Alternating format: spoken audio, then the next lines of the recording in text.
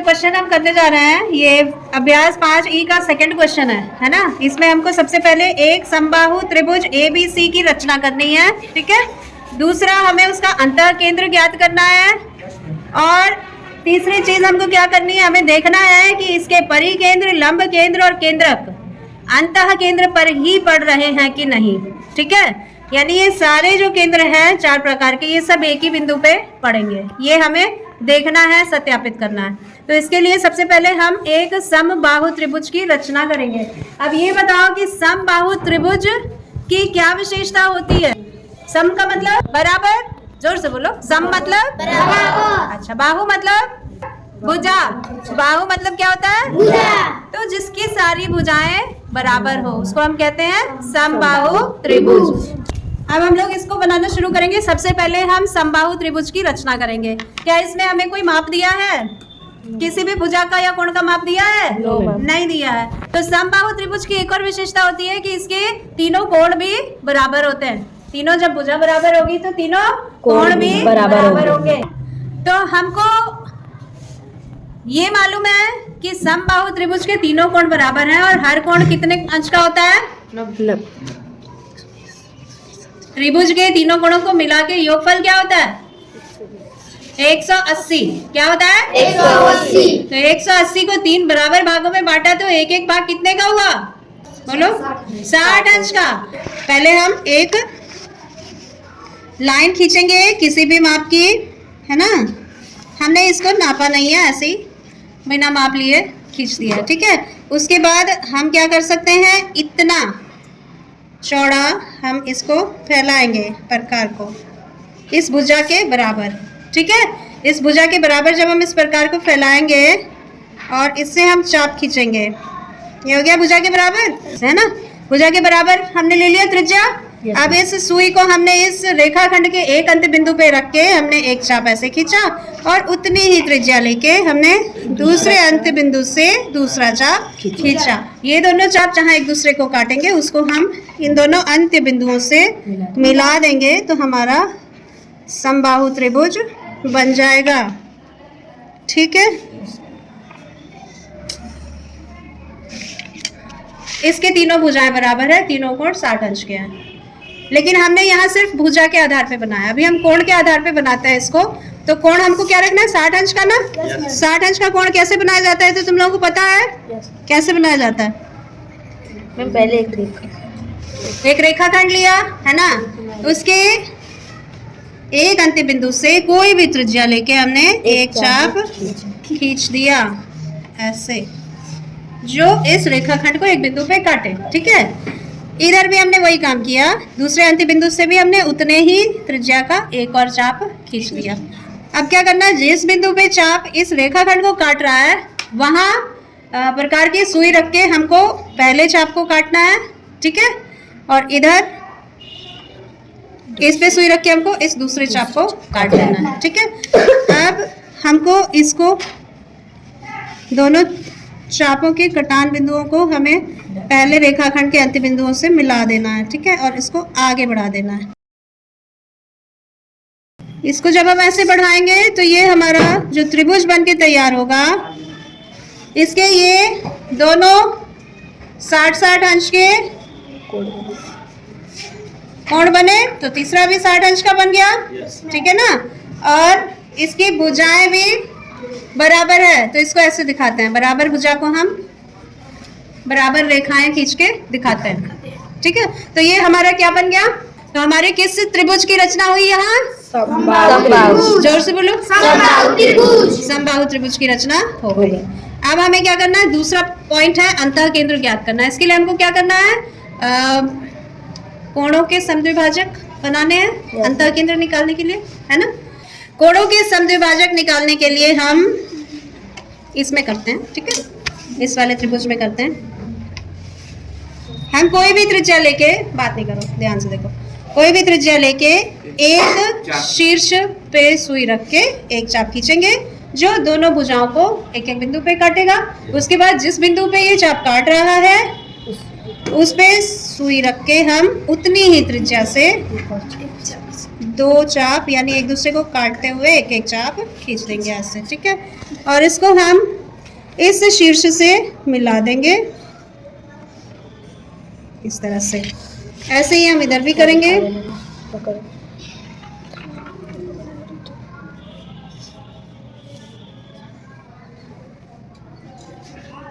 ध्यान रखना है कि किस बिंदु पे ये चाप एक दूसरे को काट रहे हैं, गलत बिंदु से नहीं मिला देना, नहीं तो आंसर नहीं आएगा सही। ठीक है, अब इस बिंदु पे ये दोनों जो है कोण समद्विभाजक एक दूसरे को काट रहे हैं। तीसरा,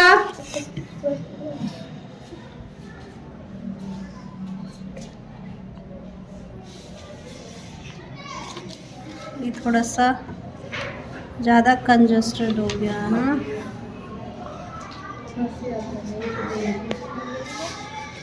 स्पष्ट नहीं है ना। यहाँ पे बन रहा है हमारा अंतः केंद्र। क्या बन रहा है? अंतः केंद्र। अंतः केंद्र यहाँ बन गया। ठीक है, अब हमको ये चेक करना है कि अंतः केंद्र पे ही हमारा लंब केंद्र, परिकेंद्र, केंद्रक सब स्थित है। तो ये दूसरे त्रिभुज में मैंने बनाया है, ये समबाहु त्रिभुज है और ये बना है इसका कौन सा केंद्र? अंतः केंद्र। क्या बना है? अंतः केंद्र। अंतः केंद्र किसका संगामी बिंदु होता है? त्रिभुज के कोण समद्विभाजकों का। किसका संगामी बिंदु है? त्रिभुज के कोण समद्विभाजकों का संगामी बिंदु अंतः केंद्र कहलाता है। ठीक है, अभी हम बनाएंगे लंब केंद्र। क्या बनाएंगे? लंब केंद्र। लंब केंद्र बनाने के लिए हम शीर्ष लंब बनाएंगे। शीर्ष लंब कैसे बनता है? प्रत्येक शीर्ष से सामने वाली भुजा पे 90 अंश का कोण, प्रत्येक शीर्ष से सामने वाली भुजा पे 90 अंश का कोण डालने वाला रेखाखंड जो है वो हम बनाएंगे। तो इसको कैसे बनाया जाता है? शीर्ष लंब कैसे बनाया जाता है? शीर्ष लंब बनाने के लिए हम इस प्रकार को इतना फैलाएंगे कि ये सामने वाली भुजा को 2 बिंदुओं पे काटे। इससे जब चाप बने तो ये सामने वाली भुजा को 2 बिंदुओं पर काटना चाहिए। ठीक है, इस तरह से। ठीक है, सामने वाली भुजा को 2 बिंदुओं पे काटने वाला एक चाप हमने खींच दिया है। अब हम क्या करेंगे? ये चाप सामने वाली भुजा को जिन बिंदुओं पे काट रहा है वहां सुई रख के प्रकार की और समान त्रिज्या से, माने कि अब जो 2 चाप खींचेंगे उन दोनों की त्रिज्या समान होनी चाहिए। ठीक है, पहले वाली चाप की त्रिज्या के बराबर नहीं जरूरी है, लेकिन अब जो 2 चाप खींचेंगे उनकी त्रिज्या समान होनी चाहिए। तो यहाँ से एक चाप और यहाँ से दूसरा चाप। ठीक है, और इसको हम मिला देंगे शीर्ष बी से। किससे मिला देंगे? शीर्ष बी से। तो हम देख रहे हैं कि ये लगभग उसी लाइन पे जा रहा है जो कोण का समद्विभाजक है ना, ये इसी लाइन पे जाता है। ठीक है, हम देखते हैं कि इस त्रिभुज का शीर्ष बी से जब हम शीर्ष लंब बना रहे हैं तो ये भी जो है इसके कोण समद्विभाजक के ऊपर ही पड़ रहा है। ठीक है, उसके बाद हम दूसरे शीर्ष से बनाते हैं सामने वाली भुजा पे शीर्ष लंब। इसके लिए हम फिर जो है भुजा ए बी पर सी से एक चाप डालते हैं जो ए बी को 2 बिंदुओं पे काटता है। अब चाप को की त्रिज्या थोड़ी सी छोटी करके हम 2 चाप फिर खींचते हैं इस तरह से। जो पहले चाप जिन 2 बिंदुओं पे ए बी को काट रहे हैं वहां केंद्र मान के हम 2 चाप खींचते हैं। ठीक है, उसको फिर सी से मिला देते हैं। इस तरह से दोनों शीर्ष लंब जो है एक बिंदु पे संगामी है जो इस त्रिभुज का अंतः केंद्र था। ये दोनों ही उसी पे मिल रहे हैं जाके। अब तीसरा शीर्ष लंब भी उसी पे जाके मिलेगा। इसके लिए हम तीसरा शीर्ष लंब बनाते हैं। ठीक है,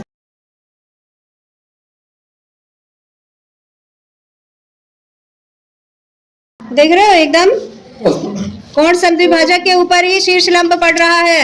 इस त्रिभुज के 3 शीर्ष लंब और इस त्रिभुज के 3 कोण समद्विभाजक, और हम देख रहे हैं कि ये जो है एक ही बिंदु पे संगामी है। ये दोनों यानी शीर्ष लंबों का जो संगामी बिंदु है उसको क्या कहते हैं? लंब केंद्र।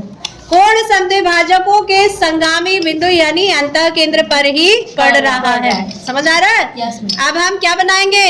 मध्यिकाएं बनाएंगे और इससे हम क्या निकालेंगे? मध्यिकाओं का संगामी बिंदु क्या कहलाता है? मध्यिकाओं का संगामी बिंदु कहलाता है केंद्रक। क्या कहलाता है? केंद्रक। मध्यिकाओं का संगामी बिंदु क्या कहलाता है? केंद्रक। तो अब हम मध्यिकाएं बनाते हैं। मध्यिका बनाने के लिए हमको क्या करना है? कैसे बनती है मध्यिका? बोलो।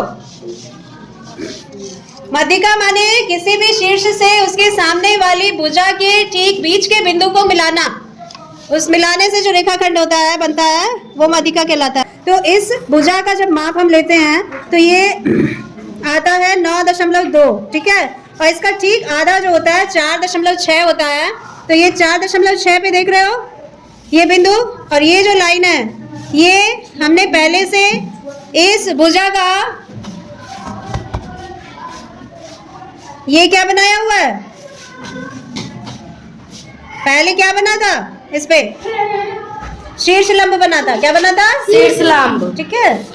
तो शीर्ष लंब जो बना था, उसी शीर्ष लंब जो सामने वाली भुजा को जिस बिंदु पे काट रहा है उसी बिंदु पे हमारा इसका मध्य बिंदु पड़ रहा है। तो मध्य बिंदु को हम शीर्ष से मिलाएंगे तो इसी लाइन पे पड़ेगा, है ना। उसके बाद इस भुजा को देखते हैं। चूंकि ये समबाहु त्रिभुज है, इसकी सारी भुजाएं 9.2 सेंटीमीटर की है। तो सारी भुजाओं का जो मध्य बिंदु है वो 4.6 सेंटीमीटर पे पड़ रहा है। देखो ये 4.6 पे पड़ रहा है ना। तो ये लाइन इसी पे आ रही है, यानी ये हमारी मध्यिका भी हो गई। ठीक है, क्या हो गई? मध्यिका। मध्यिका हो गई। ठीक है। तीसरी भुजा पे हम चेक करते हैं, 9.2 है ये भी, और इसका भी मध्य बिंदु 4.6 पे है। तो 4.6 पे ये पॉइंट पड़ रहा है जिसपे हमारा ये शीर्ष लंब पड़ रहा है, इसी पे हमारी माध्यिका भी आ जाएगी। ठीक है। तो माध्यिकाओं का भी जो है संगामी बिंदु इसी लंब केंद्र और अंतः केंद्र पे ही पड़ रहा है, यानी केंद्रक, लंब केंद्र और अंतः केंद्र एक बिंदु पे पड़ रहा है। अब हमारा बच गया भुजाओं के लंबार्धक। भुजाओं के लंबार्धक भी वह रेखाखंड होते हैं जो प्रत्येक भुजा को ठीक 2 बराबर भागों में बांटे और उस पे 90 अंश का कोण भी बनाए। तो अगर हम ये वाला चेक करते हैं, एक तो ये जो शीर्ष लंब या माध्यिका बनी है ये इस भुजा को 2 बराबर भागों में भी बांट रही है। ठीक है। और इसके ऊपर 90 अंश का कोण भी यहाँ बना रही है। किसी के पास चांदा है तो दिखाओ, चेक करके बताएं कि 90 अंश का कोण बन रहा है कि नहीं। तो इस लाइन से मिलाते हैं। ठीक है। Yes ma'am. त्रिभुज की एक भुजा को इस भुजा से मिलाएंगे, इस 0 वाली लाइन से। यहाँ 0 है ना। और जब ऐसे इस भुजा को मिलाने से हम देख रहे हैं कि ये जो शीर्ष लंब है ये ठीक 90 अंश वाली लाइन पे जाके मिल जा रहा है ना। ये 90 है, ये 80 लिखा है ना। yes, देखो यहाँ से जब हम काउंट करना शुरू करते हैं तो यहाँ कुछ नहीं लिखा है, यहाँ 0 है। ठीक है। 360 के नीचे 0, 10, 20, 30, 40, 50, 60, 70, 80 और यहाँ आता है 90, यानी कि ये 90 अंश का कोण बना रहा है इस भुजा पर। ठीक है। तो ये शीर्ष लंब भी है, माध्यिका भी है, और क्या बन गया? ये भुजाओं का लंबार्धक भी बन गया, है ना। भुजाओं का लंबार्धक भी बन गया। ठीक है। और क्या बन गया? 4 चीजें एक ही रेखा में हैं। क्या क्या है बताओ? शीर्ष लंब, भुजाओं का लंबार्धक, माध्यिका और कोण समद्विभाजक। ठीक है। फिर से बताओ। शीर्ष लंब, भुजाओं के लंबार्धक, माध्यिका, कोण समद्विभाजक। एक ही रेखा में ये चारों चीजें आ रही है, इसीलिए इन चारों का संगामी बिंदु जो है एक ही बिंदु पे पड़ रहा है। अब वो हमारा ये बिंदु है जिसका नाम हम रखते हैं O। ठीक है। और ये है हमारा त्रिभुज AB और ABC। ठीक है। क्लियर हो गया? यस। यानी यहाँ सब जगह 90 अंश का कोण बन रहा है इसके द्वारा। यस। ठीक है। तो ये भी सत्यापित हो गया, ये बन गया, अंतः केंद्र भी बन गया, और ये भी सत्यापित हो गया कि परिकेंद्र, लंब केंद्र, केंद्रक अंतः केंद्र पे ही संपाती हैं, यानी उसी पे पढ़ते हैं। ठीक है।